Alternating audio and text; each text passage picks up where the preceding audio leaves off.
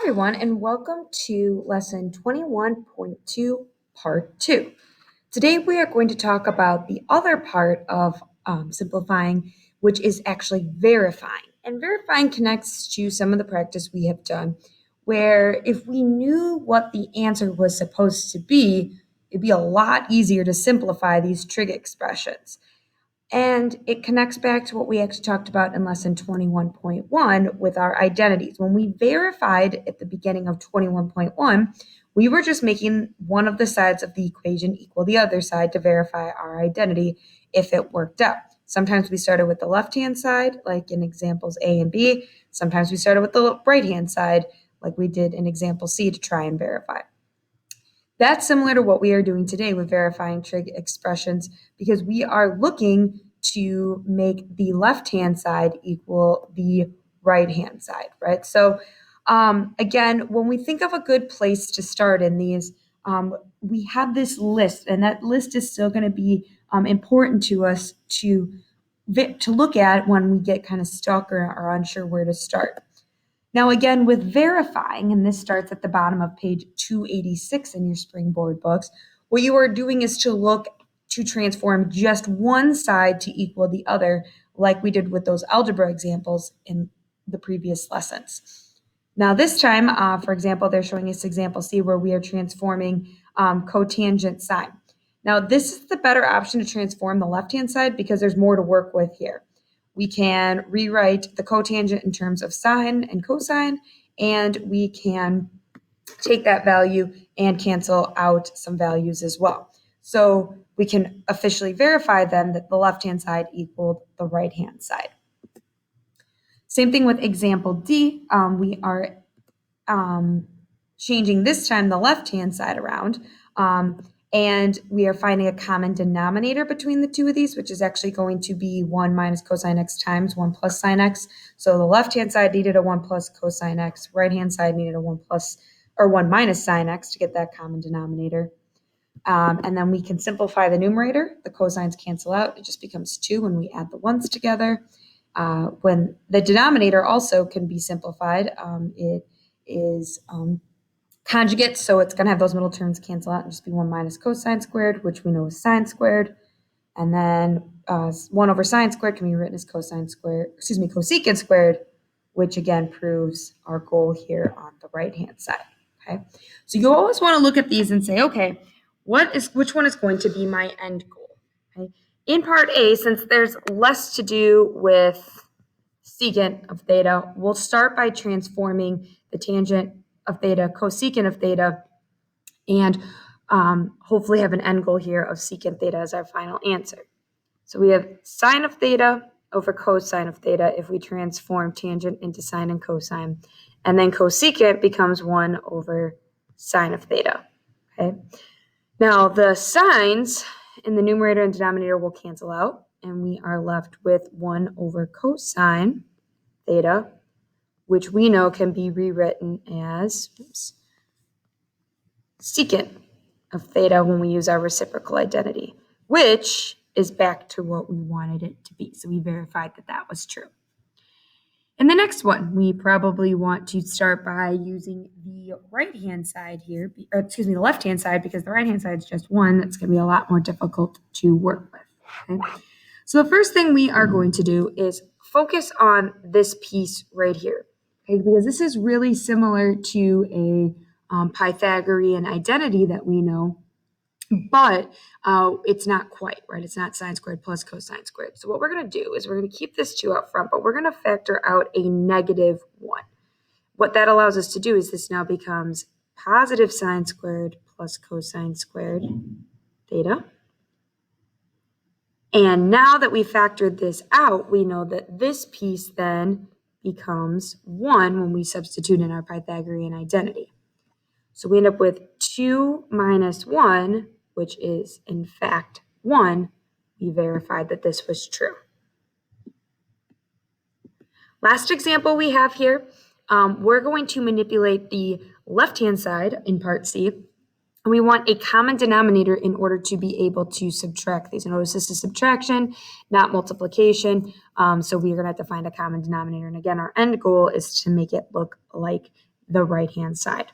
So we're going to focus again only on the left-hand side here. And the common denominator this time is just going to be the sine of x plus cosine of x times the sine of x minus cosine of x.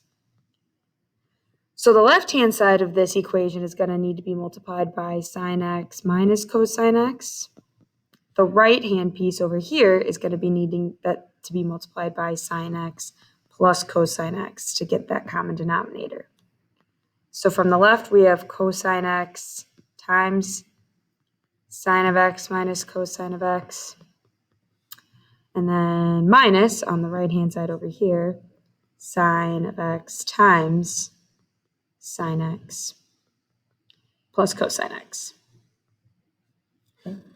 Now, our denominator is going to simplify rather nicely because these are conjugates of each other, right? One is positive, one is negative. So our denominator is just going to be sine squared x minus cosine squared x because the middle terms will end up canceling out, right? If we expand this out, conjugates, middle terms cancel. The numerator is a little bit uglier, right? Because we have to distribute this and distribute this to each piece, right? So we have cosine of x times sine of x, this first piece, minus cosine squared of x when we distribute the cosine. And then when we distribute the negative sign, we get negative sine squared of x minus sine x cos x. Well, really, cos x sine x minus sine x cos x, if we just rearrange this, they would be the same thing, right? Just one's positive, one's negative. So they're going to cancel. And we're left with negative cosine squared minus sine squared, which, similar to what we did in the last problem, we can factor out a -1, and we're left with positive cosine squared x plus sine squared x. And then in the denominator, we still have this sine squared x minus cosine squared x. Well, this just becomes 1. And so we have -1 times 1 over sine squared minus cosine squared, which, go back to the beginning, was our goal. Okay, so we officially verified that this was in fact the same using the Pythagorean identity on that last piece. Okay. Couple of more examples. Moving on, we have example E. And again, you can officially start on either side of the equal sign. In this case, they chose to start with the right-hand side to verify around, changed everything in terms of sine and cosine, simplified, canceled things out, rewrote the multiplication as division, so multiplied by the reciprocal. So now we have cosine times cosine, which is cosine squared.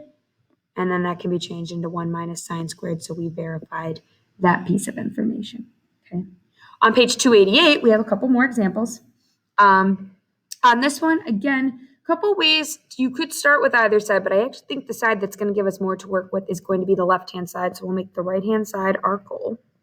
And the reason being, when we rewrite tangent and cotangent in terms of sine and cosine, again, this is another great example of trying to find a common denominator, right? Cosine over sine, because these guys are going to need a LCD, least common denominator, which is actually going to be cosine theta times sine theta. It's as simple as that's going to get. Now this needs a sign multiplied on top and bottom in order to be part of that common denominator. This piece would need to be multiplied by a cosine. So we end up with sine times sine, which is sine squared, plus cosine times cosine, which is cosine squared. Right, when we look at that piece here. Now we know that sine squared plus cosine squared is 1. And then over cosine theta, sine theta. And last but not least, we can rewrite this as our goal, cosecant and secant, because we have 1 over cosine is secant, and then 1 over sine is cosecant. And again, the order It's just reversed then because multiplication is commutative. You can switch the order there. This next piece, in example B, this is a good one to look at, again, a Pythagorean identity. We have the secant squared minus 1. We know secant squared minus 1 is tangent squared. So we could say cosine squared x times tangent squared x and make the right-hand side our whole. Do nothing with that. So we have cosine squared x times sine squared over cosine squared when we rewrite everything in terms of sine and cosine. Cosine squareds cancel.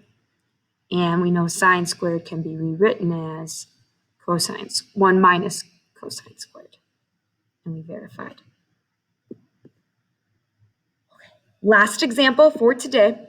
I know it's a lot of information, a lot of examples. Our last example for today is here.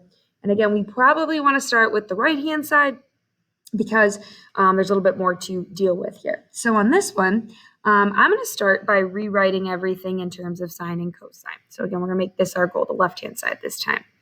So I'm going to rewrite tangent in terms of sine and cosine. And then officially we have in the denominator still this 1 minus cosine of theta, right?